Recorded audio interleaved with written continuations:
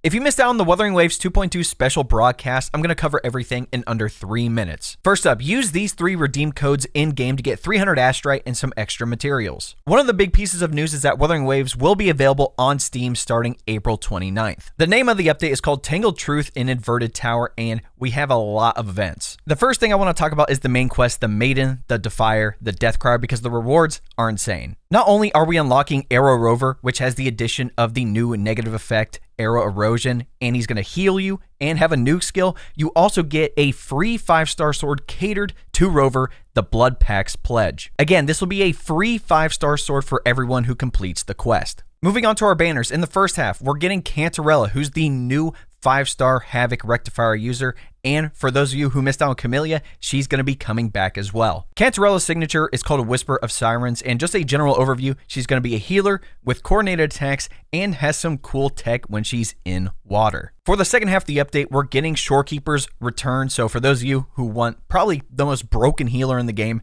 definitely pick her up. With this update, we're getting 2 new areas, Avenalium and Bior Waters. This will also have an area event, so the more you explore, the more Astrites and other rewards you can get. For our other quests, we're getting Cantarella's companion story, A Fleeting Night's Dream, which is looking to include some interesting mechanics and boss fights. The exploration quest this time around, Should These Shooting Stars Blaze, will feature a meteor shower. We're getting a variety of new echoes. We're getting 3 types of drakes, which are small dragons, Arrow, Electro, and Glacio. We're also getting some of the humanoid echoes that work for the Order in Raguna City. We're also getting the nightmare version of the Lampy Lumen Myriad, on top of what's looking like the weekly boss, Fleur-de-Lis. We're also getting a new Echo Set effect or Sonata effect called Gust of Welkin. It'll boost arrow damage when arrow erosion is applied. So it's going to be similar to something like Eternal Radiance. Now moving on to our limited and permanent events. First up, we're going to have a 7-day login event for 5 Radiant and 5 Lustrous Tides. Scales of the Past is returning with another photo collection event. We're also getting 2 exploration events, one for Avenalium and the Whispered Haven. The Lolo campaign has made its way across the sea to Renacita. A platforming event called Raguna Weather Forecast. The return of co-op combat, in this case is called If You Gaze Into the Abyss of Dreams. The tactical hologram is permanently adding the Dragon of Dirge as an enemy to fight.